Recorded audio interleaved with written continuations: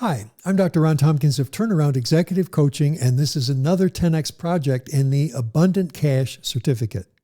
The purpose of this project is to examine and connect relationships between revenue, earnings, and cash in your agency. Here are 10 Intel ideas to promote financial health. Number one, analyze a former period for a baseline. 5 years ago, Fenton Food Bank got a $100,000 grant from Lily Lake City. They showed a surplus of 2% or $2,000 for the overall agency. In turn, that raised their cash in the bank by $2,000. This is not complicated. If your agency doesn't get revenue, it will die. If your agency spends more of that new revenue than it received, it will die.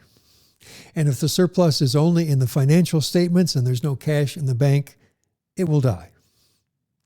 Now that you have the relationships by percentage for a former period in a project, look at your other projects in your current period. Number two is the revenue correlated to a surplus. In a healthy nonprofit, over time, there's a relationship between three numbers: revenue, earnings, cash. There's good reasons that these numbers can go in different directions in any period, but the relationships over 5 years are critical. Some reasons for a disconnect between revenue and surplus are fine. Ron's Nice Community Center launched a new program and had to pay for startup costs before the grant began. That happens. That will report as a 1-year deficit. Ron's Nice Food Bank lost electricity and a lot of inventory was ruined that weekend. That's a one-time cost that disturbs the relationship between revenue and surplus for 1 year. But Ron's Nice Clinic has a $100,000 contract to see 10 patients a month. And in actual fact, they turn no one away and they have a large deficit for salaries. This is noble in mission, but financially leads to failure. There cannot be a systemic bias towards deficits. The revenue has to correlate to minimally $1 in surplus. Number three is your surplus correlating to short-term assets. Short-term assets on the balance sheet include cash in the bank, CDs, other short-term investment vehicles, and accounts receivable, money that the government or other people owe to you, to your agency. A surplus is theoretically cash left over after expenses are paid. And again, a healthy nonprofit could be paying a mortgage, which would reduce your cash, but it doesn't affect the surplus. Inversely, a nonprofit could take deposits for a future program and increase cash while experiencing a deficit. Also, nonprofits can be the victims of fraud. It's fairly common. So false receipts for tuition that is never going to be received or a grant that's never going to come in, they can be in the books in a school. That increases a surplus, does not increase cash. Over a long period, surpluses that don't increase cash need investigation. Number four, are you launching a new program? This is going to reduce cash and surplus for supplies and salaries. It's a healthy deficit. The corresponding reduction in cash is fine. Hopefully, you have built launch capital over several years, and the cash reduction will not destroy your core capital target. Number five, is there bad debt or unusual government accounts receivable?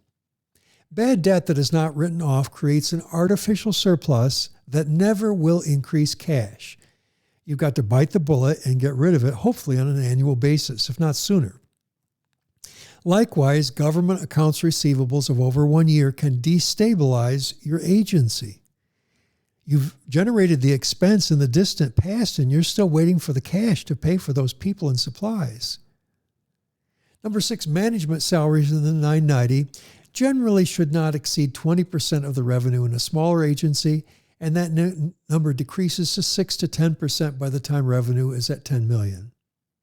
Managers also need to lead execution of the program and processes so that the revenue more than meets expenses. If managers are having trouble, remember efficient processes reduce costs so that revenue leads to surplus. If there's no correlation between revenue and surplus, then questions need to be asked of management. Number seven, what is the cash cycle? While we discuss short-term assets of bank cash, accounts receivable, and short-term investments, in the end, cash in the bank is required. You can't pay payroll out of accounts receivable. You got to have cash. Typically, nonprofit services follow a process chain of signing a contract, receiving a deposit for future services, or submitting claims for expenses and getting cash reimbursement.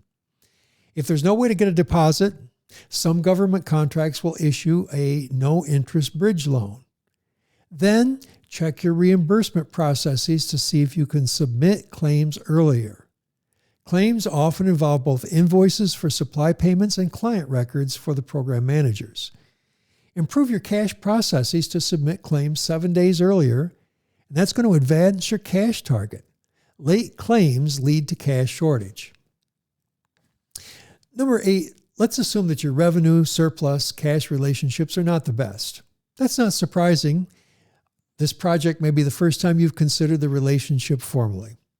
Create an Excel chart, cash forecast of cash revenue and cash expense, and set targets for the month, the quarter, and the year. It's a pain in the neck to do this, but that pain in their neck doesn't compare to telling staff that payroll is going to be late because we're waiting for cash. Number 9, let's assume that you're heavily funded by late-paying government contracts. This one issue has collapsed at least 2 large nonprofits in the last 10 years. It's time to look at your capital structure and diversify so that revenue is related to surplus is related to cold, hard cash.